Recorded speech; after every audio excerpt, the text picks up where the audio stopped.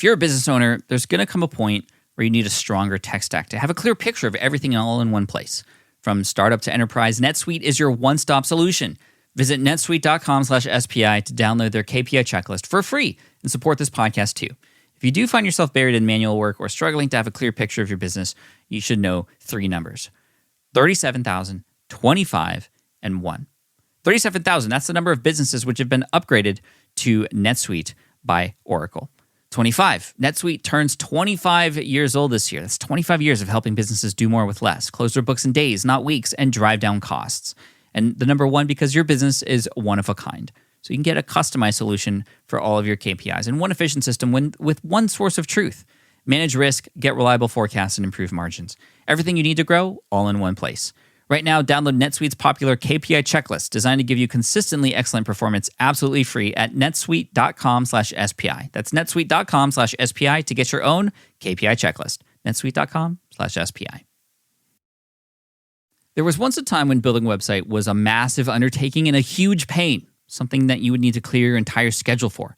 Well, guess what? Those days are over, and now you can build a professional, sparkling website in just seconds, thanks to Hostinger. In fact, I recently did this, and I shared the process on my YouTube channel, and it was absolutely mind-blowing, especially considering it took like days on end previously when I first started building websites. This tool is amazing, and I was using AI to do it. So Hostinger is a top, highly rated global web hosting and website creation brand, right? And all you have to do to build a website is answer 3 questions. Here it is.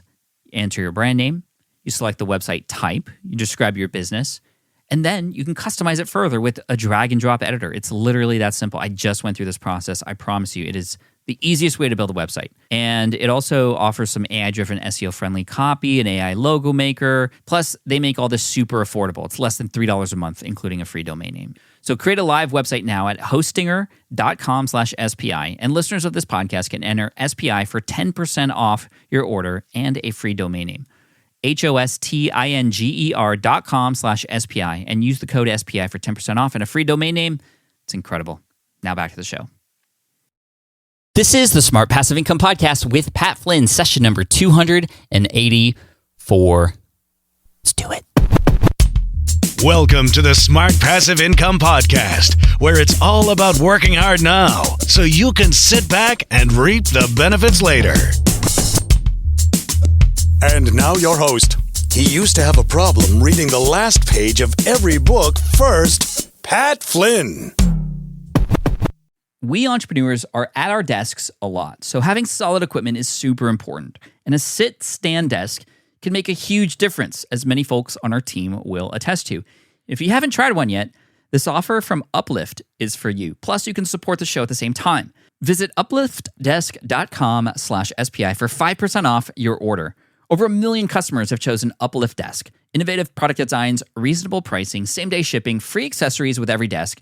You can see why they're such a big hit. And did I mention the industry-leading 15-year warranty? And that covers the complete desk, by the way, not just the top or some fine print like that. Moving while you work is just healthier. And Uplift Desk provides a state-of-the-art experience. They're stable, made of very solid materials. There's over 100 desktop choices and customizations available. Just the choices for material for your desk are amazing, all the way from laminate to eco to bamboo to solid wood. If you want to build the workstation of your dreams, I highly recommend checking them out. Go to upliftdesk.com/SPI for 5% off your order. That's UPLIFT desk.com/SPI to get 5% off your entire order. Welcome, and thank you so much for joining me today in this session of the Smart Passive Income Podcast. I'm really excited because we're going to be talking with somebody who I've gotten to know over the last year, and he's awesome because he's helping several different people across all different niches with their crowdfunding campaigns. He's a crowdfunding expert. His name is Clay Hebert, but it's spelled Hebert, but it's pronounced A-Bear, so go Bears. Clay Hebert, he's awesome. Crowdfundinghacks.com. But you know what? The URL for today's episode to get more information from him is clayandpat.com. Actually, we talk so much about some of the ins and outs of these campaigns that I think it's going to inspire a lot of you to potentially get your idea up on Kickstarter so you can have people support it, gain new exposure, and all those kinds of things. And we are actually going to be talking in more depth later on in a webinar so you can get your questions answered and all those kinds of things. Plus, I'm actually going to be poking his brain even more specific to some of the Kickstarter related things that I'm going to be doing related to a physical product that I'm coming out with. So if you want to learn more about that, the URL is clayandpat.com. But anyway, the way that I met Clay was pretty awesome. We played basketball together, and we are both around the same size. I think he may be a little bit taller than I am, but typically we play basketball with a lot of tall people, and he and I are always guarding each other, and he is just a shooter from the outside. He's always scoring threes, and it's just always fun to battle Clay, and he and I have gotten to know each other very well through that, and I'm just really excited to have him on the show. So let's cut the fluff, and let's go right into it. Here we go. Clay, what's up? Thank you for coming on the SPI podcast. Thanks for being here. Thanks for having me, Pat. I've been wanting to do this forever and super stoked to be here.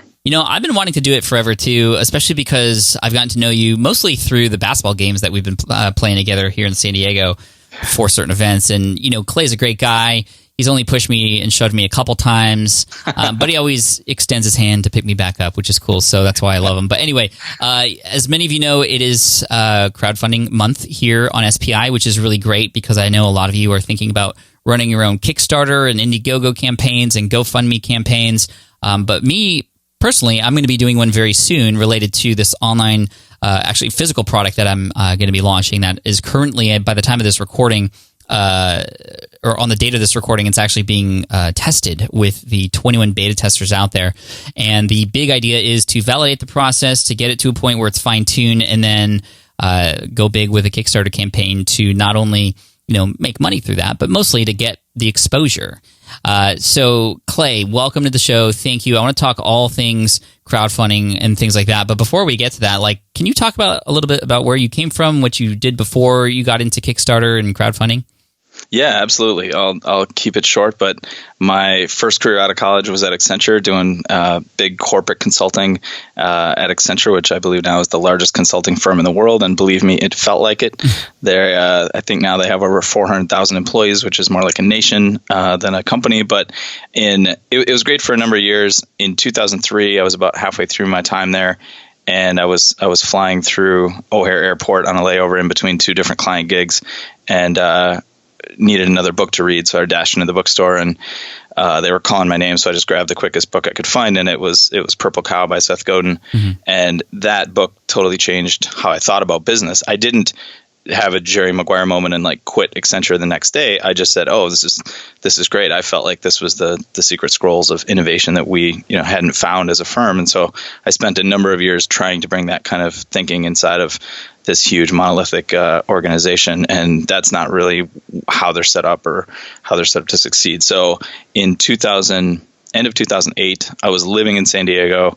I was 9 or 10 years into the career at Accenture, and trying to do more with marketing and creativity and entrepreneurship and things like that. And Seth blogged about an opportunity to study with him in his office. So I applied for that and was fortunate enough to get into that, which meant I had to pack up my life in San Diego and move to New York, and did that for 6 months. Got to sit at a table with Seth and learn from the fire hose for 6 months, and then ended up staying in New York until about April of 2015. And during that time, after that program, I just quit Accenture, hung out a shingle, started helping initially authors, then entrepreneurs, then smaller companies, medium-sized companies, and eventually bigger companies with marketing strategy, really just figuring out marketing. Mm-hmm. In 2009, 2010, 11, it was a lot based around social media. People wanted to figure that out, and now it's less about the tactics and more about just really figuring out the strategy. So marketing strategy is really what I do. The Kickstarter and the crowdfunding stuff started in about 2013. A friend of a recent client had called, and she said, "Help! My Kickstarter is not getting funded. It was already live, and I was in Hawaii, and I was like, well, I'm on vacation. I don't really want another small client." And she's like, "Okay, that's fine. Just take a look at the video." And she sent me her campaign. It was already live, and the video was just a tearjerker. It was for a documentary film called Gold Star Children, and the film, the term Gold Star Children, is about children who've lost parents at war. And the producer and the creator is a woman named Mitty Muir. She lost her dad in Vietnam just hours after she was born, and she was making a film to connect her generation with the current generation of kids. And so it was this amazing, awesome cause and everything. I was like, okay, cool, I'll help you. And that was my first Kickstarter. campaign that I helped, and with very sort of minimal strategic marketing, we were able to quickly turn around her campaign and get it funded so she could finish her film. And then the film went on to win a bunch of awards and things like that. So that was my first introduction. But then, as it happens, as you know well, then I was just talking to a friend literally over a basketball game, like you mentioned, and he said, "Oh, my friend Slim is launching a Kickstarter next week. Maybe you could help him." And then, as things happened, it just kind of snowballed, and 1 turned into 2 and 5 and 10, and it really just snowballed from there. And how many entrepreneurs have you helped thus far?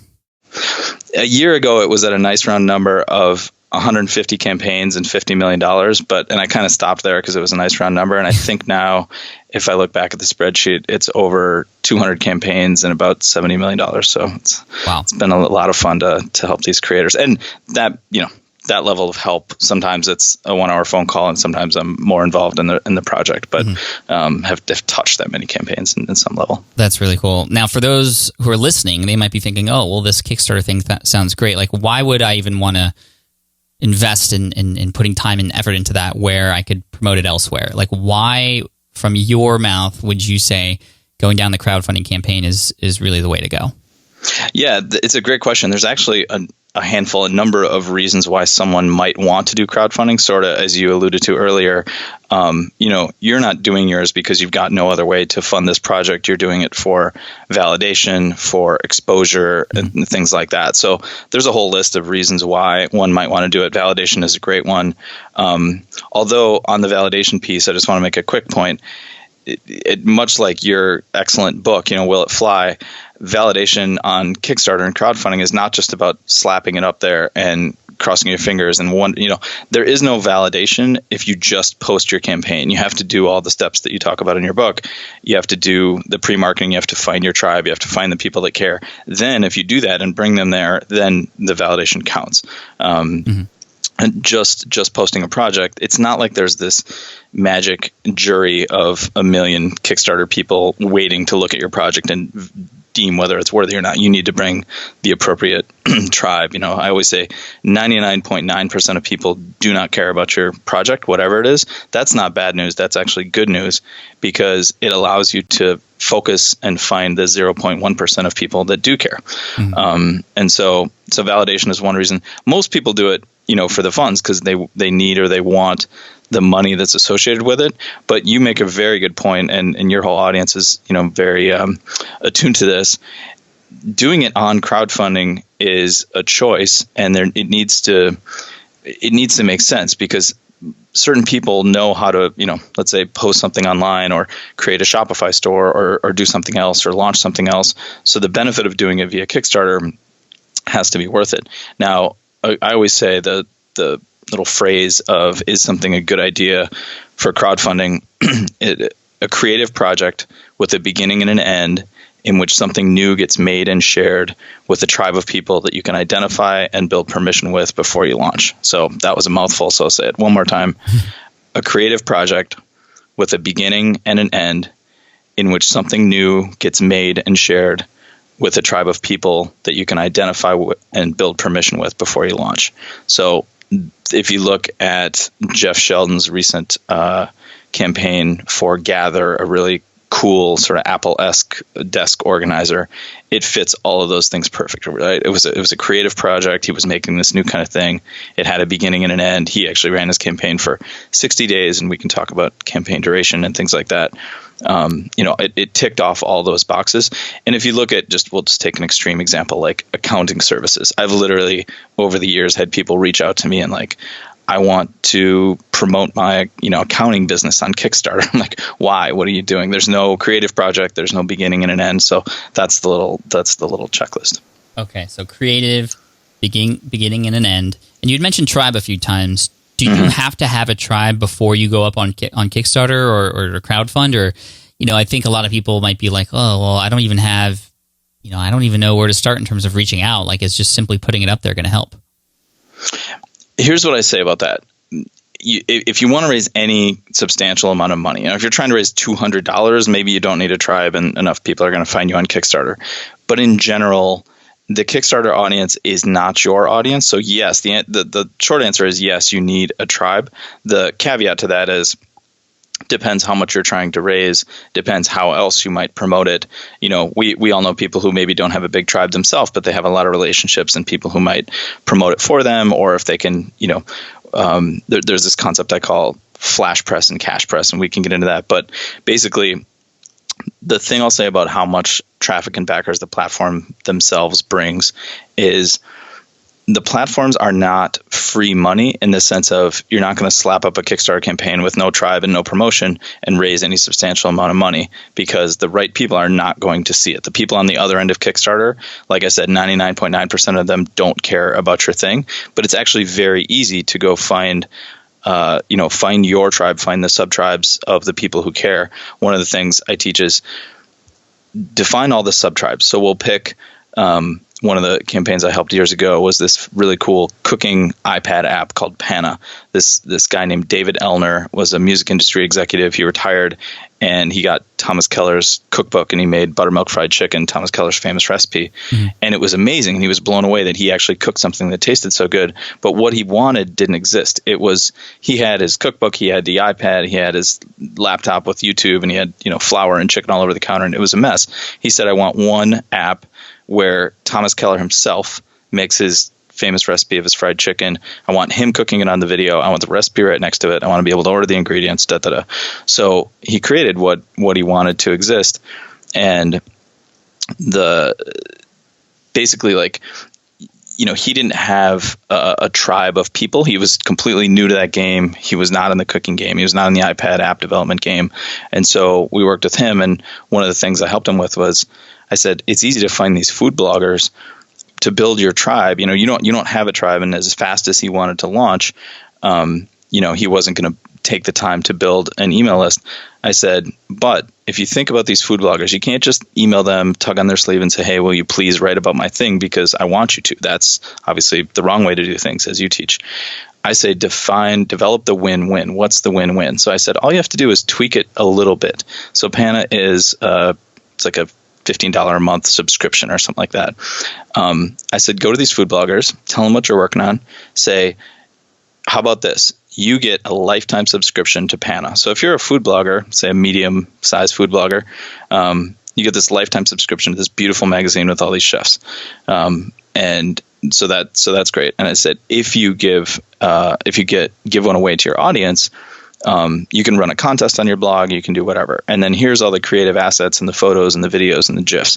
So I was like, now instead of just asking them for promotion, you've solved the problem that every blogger has, which is they need new content and they need to add value to their audience. So that he basically hands them the new content on a silver platter, and then the value to their audience is they get to run a really cool campaign, and then the blogger themselves gets a lifetime subscription to this app and one to give away to their people. So with some small tweaks that really wouldn't have cost him anything, then he's able to get a bunch of food bloggers on board. So the sub-tribes in that case are, food bloggers, super hardcore foodies, but then also like iPad app early adopters. As you know, there's people who buy every cool new hip iPad app. They look at the newly released top store, that kind of thing. Mm-hmm. Also like fans of specific chefs. Like I would have, Mario Batali as a sub-tribe for that. Thomas Keller is a sub-tribe for that, and like go on those forums and Twitter accounts and things like that and follow people. So there's defining the sub-tribes is kind of step one. If you don't already have a big tribe like you do, they need to define their sub-tribes, and that's who are the 0.1% of people who care, and where are the pockets where they live online. Nice. Super actionable. Thank you. So step one, define those tribes and sub-tribes. What would then be step two after that point? Well, so you have to, the three steps that I say kind of at a high level, you have to decide to lead, which is decide that this is an important project and you're going to do it and you're going to step forward and be the leader, which kind of is just more of a mental thing, sure. But it means when you hit a roadblock that you're going to go through it. Then you find your tribe and find your sub-tribes, figure out where they live online. I'll give one more quick, really good example of this. I'm not a big cat person. I'm kind of more of a dog person. But one of the campaigns I helped was called Kittyo, Kittyo, and it's just the best example of finding your tribe online. So Lee Miller built this. When he came to me and he was going to launch Kittyo on Kickstarter, and I said, yeah, it's a really neat device. It's a tower with a laser and a speaker, and you can play with your cat when you're not home via an app. It's really cool. But I said, you have to do all the pre-marketing. I said, how many emails do you have? And he said, I have 2. And I was like, what do you mean you have 2 emails? I was like, did he just put up his landing page today or what?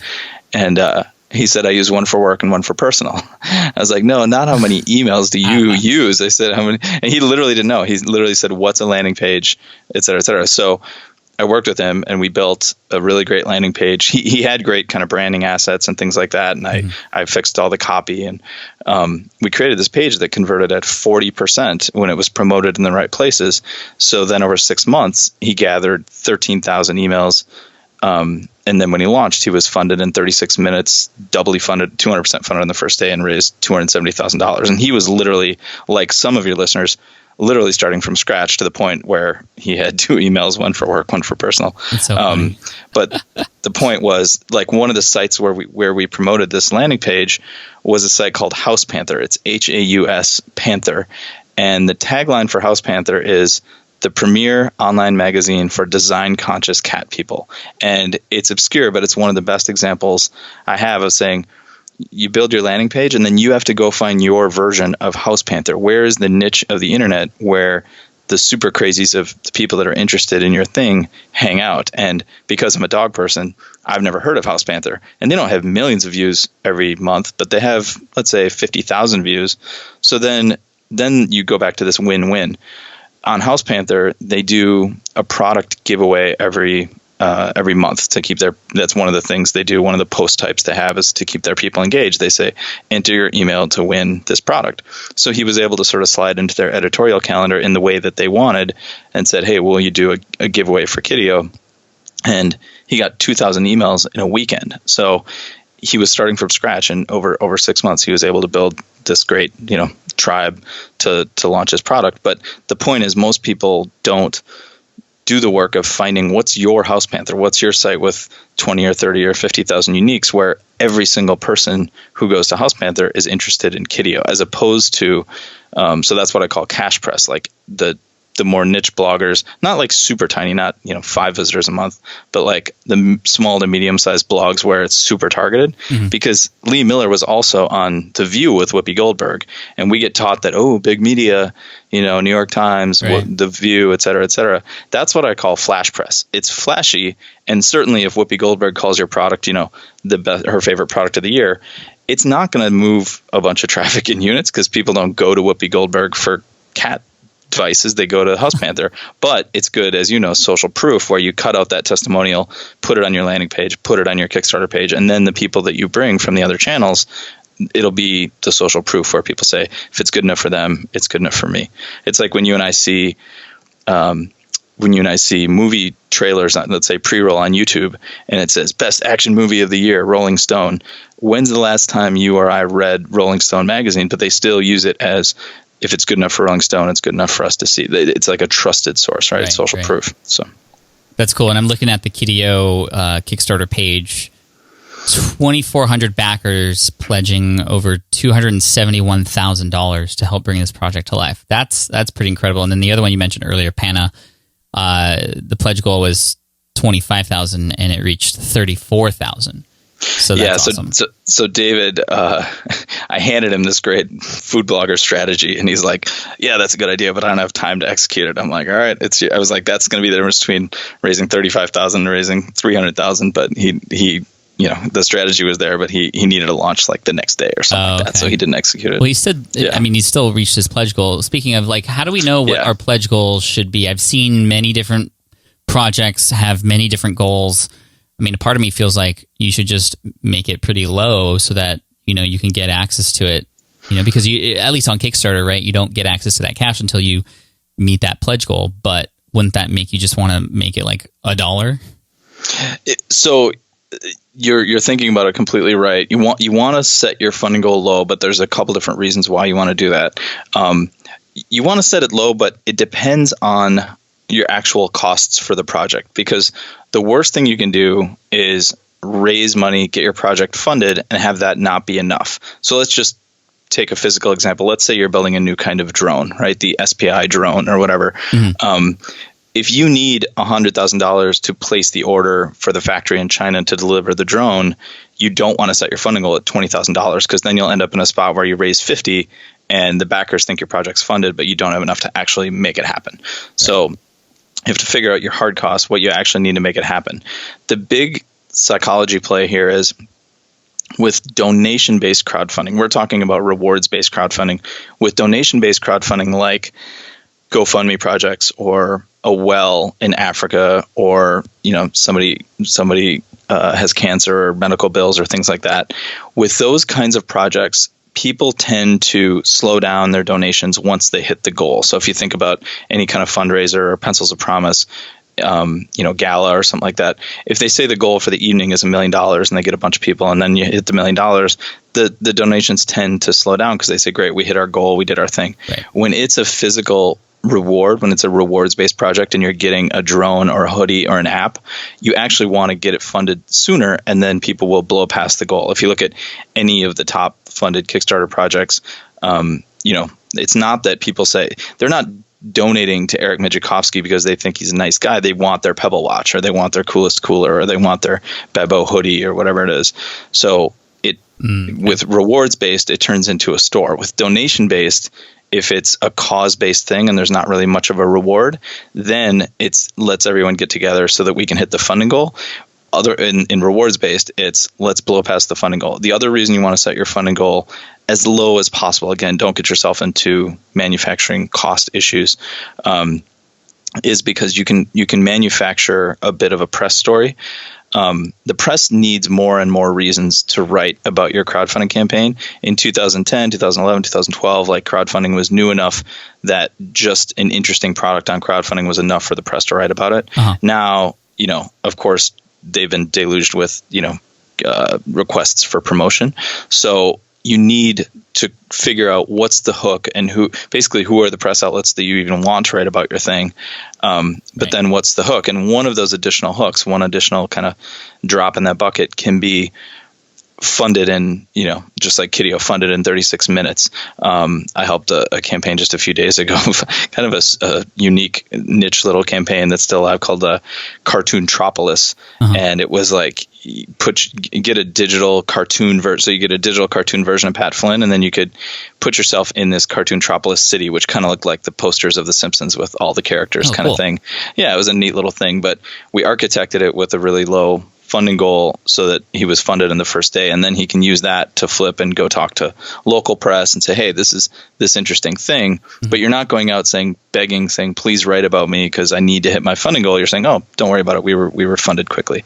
So by setting your funding goal low and hitting it quickly, you can manufacture a press story. That's awesome. There's so much involved with this. I could see why hiring somebody like you to help manage a campaign would be really helpful. But higher level, for people who can't do that, what are some of the biggest mistakes that people are making with their crowdfunding campaigns right now? Yeah, absolutely. The biggest mistake I see is just that overarching one we touched on earlier, which is thinking that just by crafting a campaign and publishing on Kickstarter that magically Kickstarter is going to bring you the traffic and backers. Mm-hmm. I always say, like I said, it's not free money, but it is free to use. And what I mean by that is the campaign, the platforms charge 5%, and they bring you more than 5% of the traffic and backers. Now, they're not going to bring you 85 or 90%. They're probably not even going to bring you 40%. I always say count on 10 to 15%. That's usually a pretty solid and conservative estimate. And you know what? If it ends up being 30 or 40%, that's great. So the biggest mistake is don't count on the platforms for the traffic and backers. Build the tribe ahead of time. And if Lee Miller can do it in 6 months, starting with 0 emails, you can too.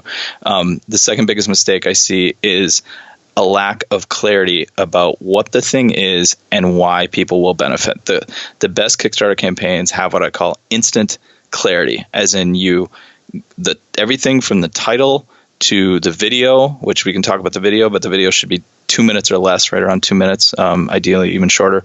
And then really clear rewards and pricing. People get clever. And as you know, most bad marketing and most things that are named poorly, the person got a little bit too clever. And so as an example, I've seen a bunch of people submit, rewards-based proposals with, the Mad Hatter level and the Alice in Underground level or whatever. And you're making your reader read the additional copy as opposed to just literally saying the 3-pack, three of everything, or whatever the reward level is. So I always implore clients to be as specific and clear as possible throughout the whole thing. And we'll do a whole run through the campaign and say, is the title extremely clear? Okay, now let's pretend it got shared on Twitter and Facebook. Did you come up with is the title so clever that if it was shared by itself without the link, pretend all they saw was the title on Twitter or Facebook, would it make sense? And part of it's about giving up the cleverness of the writing of the copy.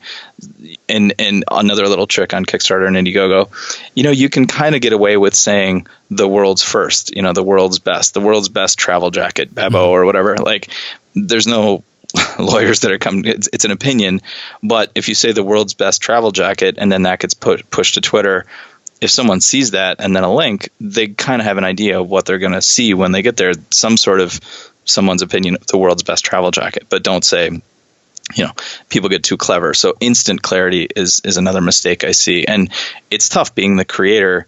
So much about your project. You've talked about this on the podcast before. Like, when you know your thing so well, you're so close to it, sometimes you don't back up and take the words and the clarity to explain it to the audience in a way when someone's seeing it for the first time. Yeah. There's a lot of instances of that, for sure. At least I know I've experienced that too. You've mentioned rewards a few times. Can we go into this? Because this is something that I feel can be very confusing, but also have heard that it's also very dangerous, because you can definitely have the rewards and all those pledge goals and gifts kind of overshadow everything. And actually I've heard horror stories of just the fulfillment procedures for all that just really screwing everything up. Yeah, absolutely. Perks are definitely a huge piece of make or break, making or breaking a crowdfunding campaign. People ask me questions like, I read a blog post that said, that said the average is $25. Do I need to have a reward at $25? Sorry, just taking a drink of water. And averages like that are silly. They don't make sense. People are looking, somebody does the math across all things and they say, the most average contribution is $25. Mm-hmm. That means nothing. It needs to be relevant to your campaign. The biggest mistake I see in rewards is people conflate rewards-based crowdfunding with donation-based crowdfunding. And what I mean by that is, go poke around Kickstarter and you'll see about 80% of the campaigns have as the first reward level some version of what I call the expensive thank you, which is something like $5 or $10. And it's like, thank you so much. We'll love you forever. We'll tweet your name from our Twitter account we just started last week. We'll put your name on our wall of fame. Nobody cares. Nobody wakes up wanting to donate to a Kickstarter. Your mom, your sister, your grandma, and after that, the list is really short. And if they're doing it, they should be donating at a higher level anyway. So what I tell people is, instead of the expensive thank you, instead of a $5 or $10, essentially nothing, almost a slap in the face, which is the worst way to get someone into your rewards and pricing, because you turn them off in the first chance. Totally. I say, how much value can you give them for $1? And you've been doing this for years, like tons and tons of value. Like, for $1, what can you give them? Can you give them a great PDF summary? Can you give them a video series? Can you give them a instructional on how to use your new drone or whatever? Like, what is digital and super valuable that you can give them, and make it as low as possible, and $1 is as low as you can go. And for I know a lot of your crowd is, understands internet marketing and list building and things like that. Mm-hmm. Well, you get the emails of your backers once the campaign is over, if you're funded. And so if you want to think about it this way, if it helps you give away more value, they're paying you $1 to give you their email address, right? Now, the magic of this whole thing is, you actually don't want them at that $1 level. You want them at a higher level. Right. So the way you do that is, now you create a level at $7 that includes the thing you included at $1 plus this other valuable digital thing. It could be physical, but I recommend keeping the rewards digital until they go to physical. And that's a little different for every campaign. But if you have a handful of digital things, it makes fulfillment easier. You can just send them an AWS link or a Dropbox link to say reward level 1, reward level 2.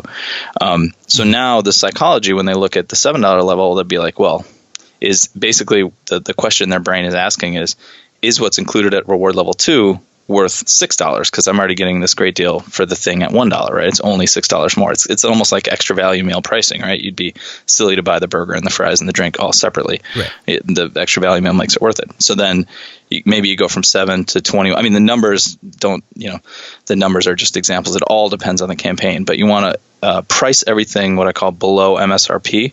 So MSRP, just, manufacturer's suggested retail price. It's essentially the price. What would something cost in the store? What would it cost? What's it going to cost after the campaign? If you don't have an MSRP for your product, think of what are you going to charge people post Kickstarter. And so rewards should be priced what I call below MSRP. And that's because people are giving you money long before. It's not an Amazon transaction. It's not a Zappos transaction. They're not going to get 24-hour shipping. They're going to have to wait for months. A certain percentage of Kickstarter projects never actually create their thing and never fail. So they're taking on a lot more risk, and they're the first people putting money in. So you want to give them that great sort of early bird pricing. And so it should be priced below MSRP. And then there's early bird to, you can limit the number of units at the early bird price, which I often recommend. And then even at the regular Kickstarter price, even the most expensive that your whatever you're selling is on Kickstarter, it should still be lower than it's going to be sold once it's off of Kickstarter or on your store, like below MSRP. So then you build these levels, and you basically want them to look at each subsequent level and say, gosh, I'd be silly to do the $1. I'd be silly to do the $7 level because the $19 level has so much more goodies and stuff. You funnel all that down, and then you want to end at what I call the no-brainer level. And a bunch of the campaigns I've worked on, we just call it that, the no-brainer level.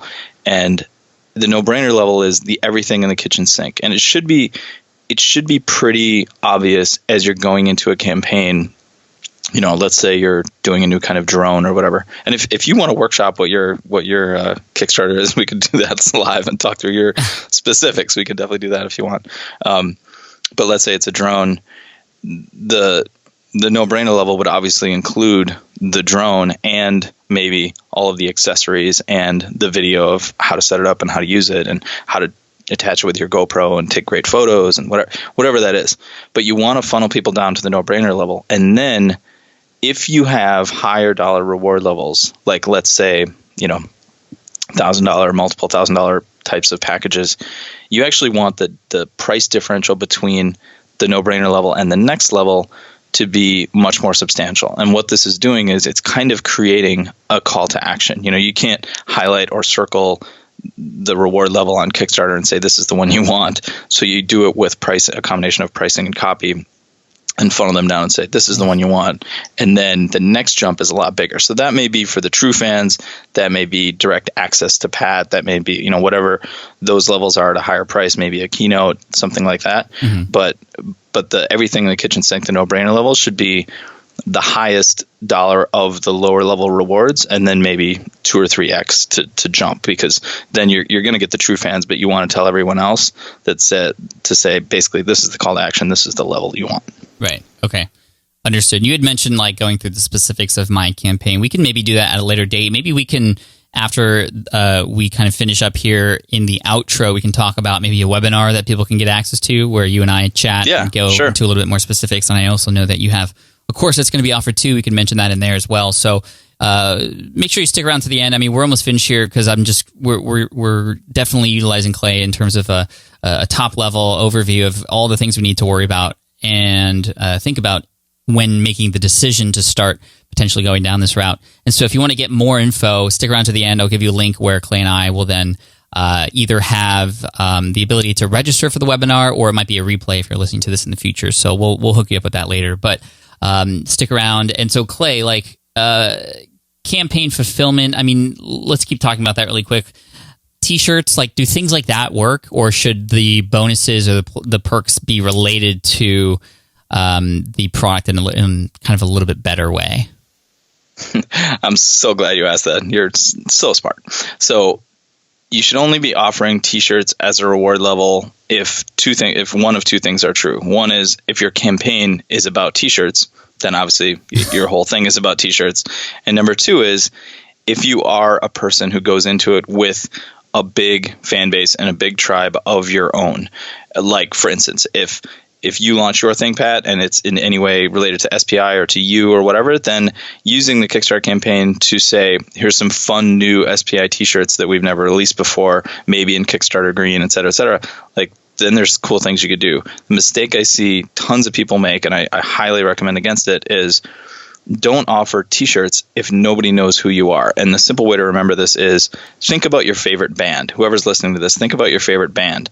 If you have a t-shirt of that band, you didn't buy the t-shirt until you either had multiple albums of that band or you've seen them live multiple times. Then you buy the t-shirt, because you buy the t-shirt as an identity thing to say, look, I am a fan of Jack Johnson. I am a fan of whoever.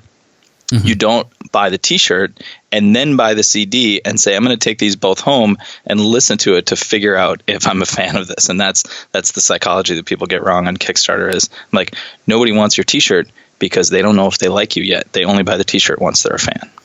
I really like that distinction. Okay, cool. Thank you. Yeah. Now, what else are we missing, Clay? What are some of the other big Kickstarter-related topics that we need to talk about? I think you mentioned video, right? Yeah, the video should be short, sweet, 2 minutes or less. There's a whole bunch of specific elements that you want to include in the video, and I'll just hit off some of them. Sure. One is, what's the problem you're solving? And so a great example of one of my favorite, really all his videos, but specifically the one, if people want to look it up, and we can link it up in the show notes, Jake Bronstein, the 10-year hoodie. He was selling a hoodie. He raised $1 million selling a hooded sweatshirt that really nobody who bought it needed a sweatshirt. He told a story about American manufacturing, and his intro to his video was absolutely brilliant. He said, "Can I tell you a secret?" That was his opening line to the video. Now, that's a question that almost nobody in history has ever said no to, because we like secrets. We want to know secrets. And so then he says, the clothes you're wearing were designed to fall apart. And he was talking about H&M and Zara and Uniqlo and fast fashion like that, where, yeah, it's $8 for a blouse, but it's literally designed to last 2 weeks.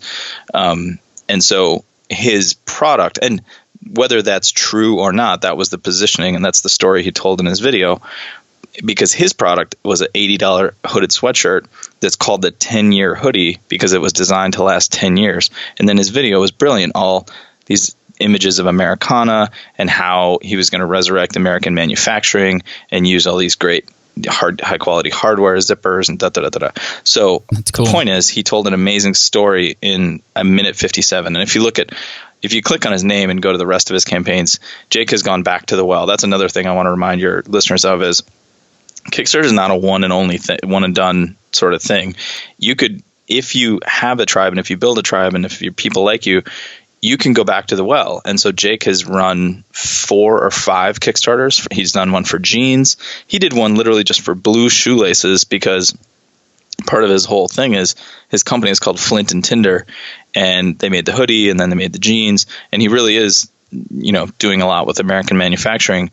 And so just like the Livestrong movement had this yellow rubber bracelet that we all had, the American manufacturing movement that he was a big part of leading didn't really have a visual moniker. So he created these bright blue shoelaces that you could lace up your, brown leather boots and say, hey, if you see blue shoelaces, it's kind of the Harley nod, right? Like, hey, you're in the know and you believe in American manufacturing. So one of his campaigns has like 11,000 backers at $150K. Yeah, totally. Blue shoelaces. That's awesome. Yeah, because it's a story, and I love that you looked that up and said that, because what I want your listeners to take away is nobody who bought that had a shoelace problem that day. They were opting in to join a movement, and they were probably already either fans of Jake or customers of Flint and Tinder, et cetera, et cetera. But watch the video. He shows like this big burly, it's like America's Strongest Man kind of thing, pulling a semi with blue shoelaces. But the whole while, Jake is narrating and saying, join our tribe, join our movement, et cetera, et cetera. Nobody bought those shoelaces because they didn't have any shoelaces in their boots. They literally took out their existing fully functional shoelaces and inserted a story into their boots. So that's the key takeaway there, is they didn't need shoelaces. He told a story. That's cool. And so he built up an audience through Kickstarter initially, and now has been able to go back in. Jake was good with media, but it's interesting. He didn't have a huge tribe or a huge email list, but he was more like ready, fire, aim. Like he launched it and then he hustled, and he knows how to get press and eyeballs. But more important than anything, he knows how to tell a story. The other thing I want to talk about, and it's funny because I was talking about this before, it was the name of a conference, but the two reasons any Kickstarter or crowdfunding campaign succeeds or fails are traffic and conversion, which is also now a conference that Pat and I organized a basketball game for. But traffic, people think they have a traffic problem. They think they need more eyeballs. I cringe as a marketer when people say the word eyeballs, because it's an organ in your face and there's humans attached to that face. And again, 99.9% of people don't care about your thing. So if you're even thinking about it as eyeballs, you're thinking about it wrong. You need to be thinking about sub-tribes and pockets and house panthers and who are the small little pockets of people who care. And those people aren't eyeballs, they're customers. And so people think they have a traffic problem, but really they have a conversion problem. And the elements of the campaign page, like the video, like pricing your rewards below MSRP, like having a digital gift at $1 versus an expensive thank you at $10, right? Those things increase conversion. But the number one thing that increases conversion is bringing the people who care, because there was nothing wrong with Kitty-O, but I'm not going to buy one because I'm not a cat person. I don't own a cat, so I don't need a Kitty-O. But by fishing in the pond of House Panther, where those people hang out, and lots of other sites, there's another little this is a little specific sort of ninja trick, and it's a site that you may already know of. But once you find a site like House Panther, so a really targeted site where it's, what I call cash press, like niche blogger, enough traffic, but where all your people are hanging out. Mm-hmm. A great way to find similar sites is a site called SimilarWeb. You just punch in that URL into SimilarWeb, and SimilarWeb's pretty amazing. It will give you not quite Google Analytics level data, but one level up, some general data. But you could punch Smart Passive Income into SimilarWeb or House Panther into SimilarWeb. It's public, and it will show you, here are the traffic, here are the sites linking in, where they're getting most of their traffic, here are the sites when people leave the site, where they tend to go. And so from using SimilarWeb from House Panther, you can figure out people are going to moderncat.net and other sort of sites like that. So that's how you build out the sites of your sub-tribes. That's awesome. SimilarWeb.com. Dude, we've talked about a lot of strategies, very actionable stuff. I think a lot of people are going to be really excited about this because it's very useful. And Clay, I'm really looking forward to continuing this conversation. We're going to go, and I'm going to share with you a link. Actually, we could probably share with them the link right now. We can just change it as we go along. Yeah. What is that link, Clay, where people can go and learn more about this and get access to the webinar or register for it or watch the replay and see what else you have to offer? Where should they go? We made it super easy. It's just clayandpat.com. So clayandpat.com. Cool. Yeah, there's a lot more questions I have for you, and we're going to get into the specifics of some of the stuff I'm working on there too. And plus, I want to know about like what happens after a campaign's over. So this is a nice teaser for Kickstarter and crowdfunding. If you want to learn more, go to clayandpat.com. That's how we know that you want to keep diving deeper into this. And I would say maybe the last question, Clay, is besides clayandpat.com, like where else can people find you? Yeah, I'm Clay Hebert pretty much everywhere online. And if you want to read some more blog posts on crowdfunding and stuff like that, I have stuff at crowdfundinghacks.com or clayhebert.com, any of those sites. Awesome. Man, thanks so much. I appreciate you. And we'll talk more on the webinar, and looking forward to the next basketball game. Yeah, sounds great. Thanks, Pat. I had a blast. Thanks, Clay. All right, guys, I hope you enjoyed that interview with Clay Hebert.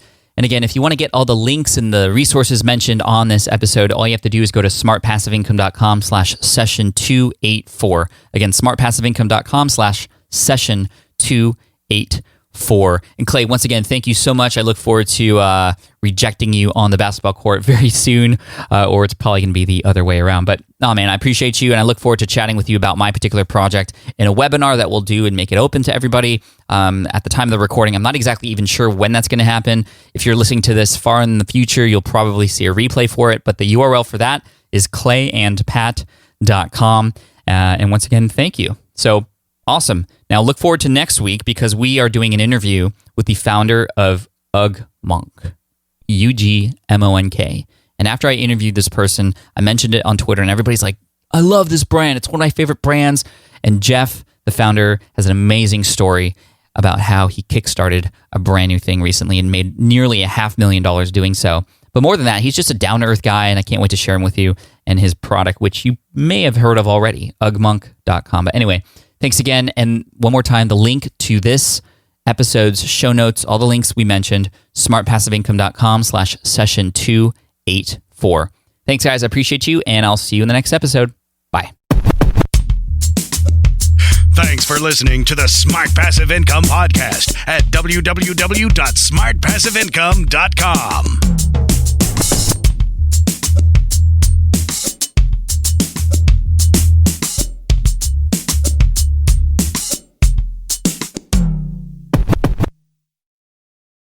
Starting a business can feel daunting and confusing, but it doesn't have to be. That's why Terry Rice started the Launch Your Business podcast, another awesome show from the Entrepreneur Podcast Network. Each week, Terry shares strategic actions, specific tools, and what he refers to as high-performance mindsets that allow you to thrive under pressure. Recent guests include rapper T.I., Amy Porterfield, and yours truly. And Terry frequently publishes value-packed solo shows too, like this one titled How to Write Proposals That Get Accepted and Don't Take Forever to Write. Great stuff. So make sure you listen in to Launch Your Business right now on Apple Podcasts, Google, Spotify, or Stitcher.